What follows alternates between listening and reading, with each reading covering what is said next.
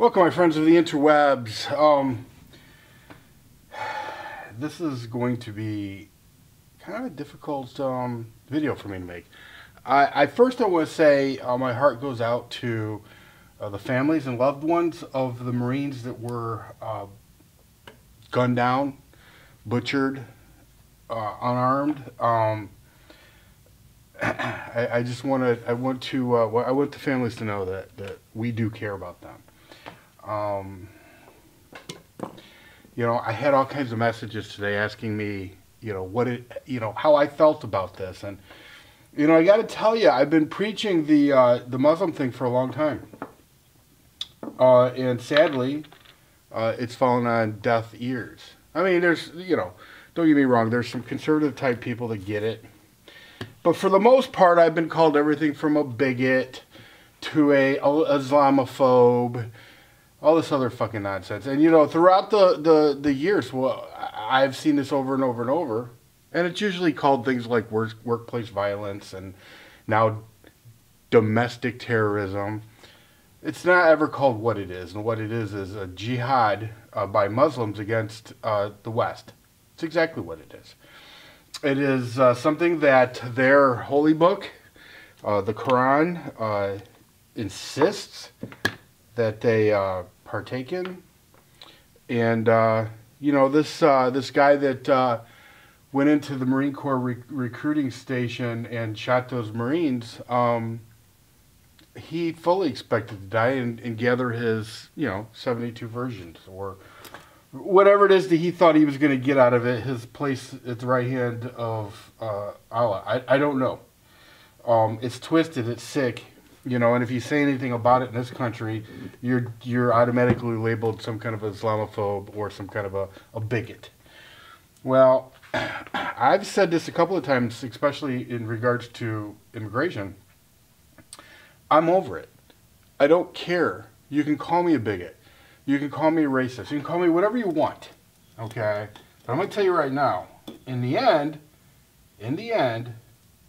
I will be proven right. The fact of the matter is that these Muslims that are in this country, around the world for that matter, okay, they are mandated to wage jihad against us. They are mandated to kill. A lot of people don't realize this. There's over 120 passages in the Quran that basically is all about killing people like me and you.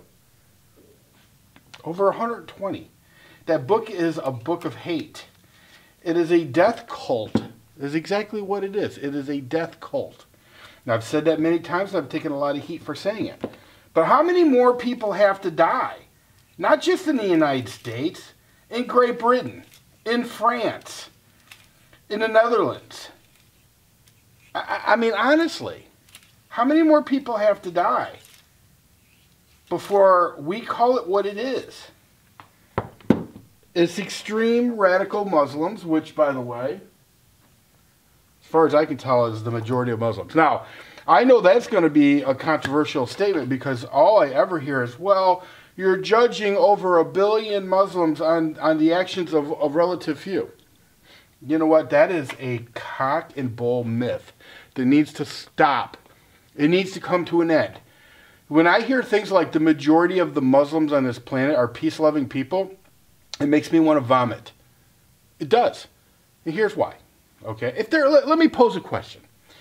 If they are so peace-loving, these Muslims, okay, these 1 point whatever billion Muslims that are on this planet, if they're so peace-loving, then why is it that the overwhelming majority of Muslim ran countries have as a matter of law the death penalty for homosexuals? I mean, hey, we have a lot in the United States of America. We have a lot of alternate lifestyle advocates, people that are, they're on the front lines of making change. And this has been evidenced recently by the Marriage Act. If you look at what goes on, it's pretty amazing to me how many people there are that are activists for pro LBGT. Okay, which is awesome. I don't have any issues with those people. In Muslim-ran countries, though, if you are LGBT, lesbian, gay, bisexual, and transgender, I believe that's what it is. If you're in a Muslim country, there's a very high likelihood that if they find out that that is your lifestyle, you will be put to death. It isn't even something that's open for discussion. It's not to be discussed. It's just as a matter of fact, you were to be put to death.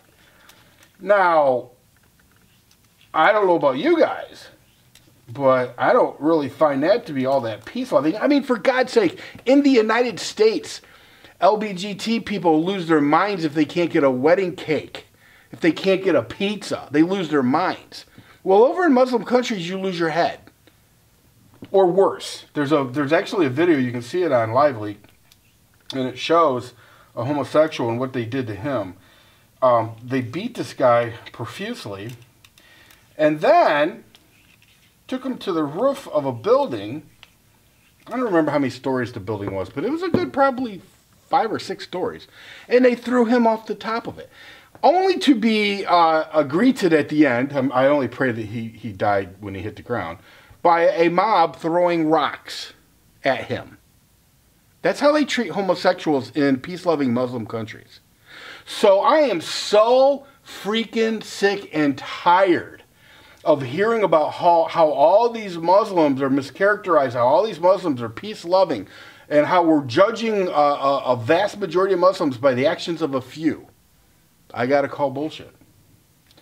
I want to know how many Muslim groups, okay, we'll just go in the United States. I don't expect anything from the Muslims overseas. But in the United States, how many Muslim groups are going to come out against the slaughter of the unarmed Marines at the Marine Corps recruiting station? How many? How many Muslims in the United States, how many Muslim groups in the United States are going to publicly condemn that act? I'll bet you anything it's almost none. I'll bet you anything. I'll bet you anything it's almost none.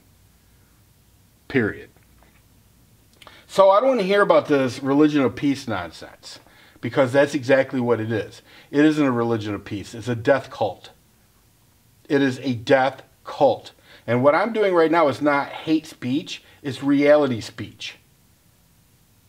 We need to quit this political correct nonsense.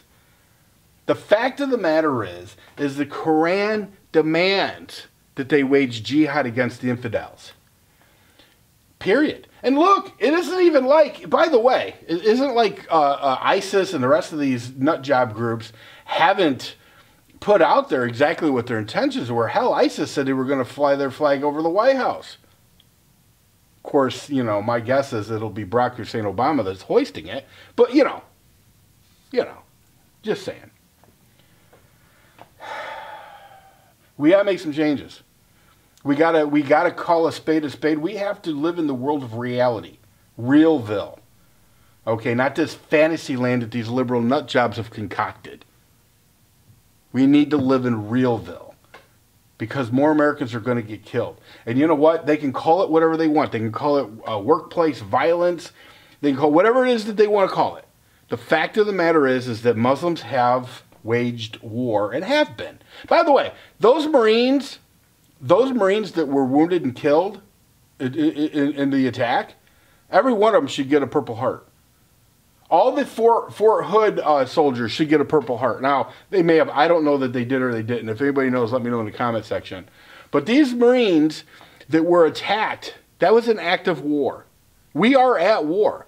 They should be getting the Purple Heart. They should be laid to rest with full military honors. And you know what? How about the President of the United States actually send somebody, or himself even, to speak at the funerals? Because you know what? If it was Michael Brown, or if it was some other dirtbag, and that's right, Michael Brown was a dirtbag. Prove me wrong. He was a criminal. If it was anybody else, he'd be there Or send somebody. Eric Holder, somebody. Well, Eric Holder's retired now, I suppose. He should be in prison. Along with a lot of the other people in the Obama administration. All right, I digress. Here's the thing. It is insane to expect our military personnel to be unarmed. During literally a war. We are in a war. It's on our shores now. Of course, it has been for a very long time. Okay, if we ever wake up, we'll know. It's on our shores now. Why in the hell are we literally demanding that our Marines, soldiers, sailors, we're demanding that they be unarmed when they are targets? That is insane. Apparently, President Bill Clinton had signed the law or made it. I don't know if he probably did it by decree because a lot of these Democrats like to roll like that. But anyway, disarmed the military.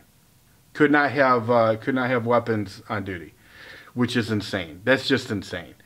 And by the way, President Obama, right now, as we speak, could sign an executive order reversing that. And that's something that shouldn't even be something that's discussed.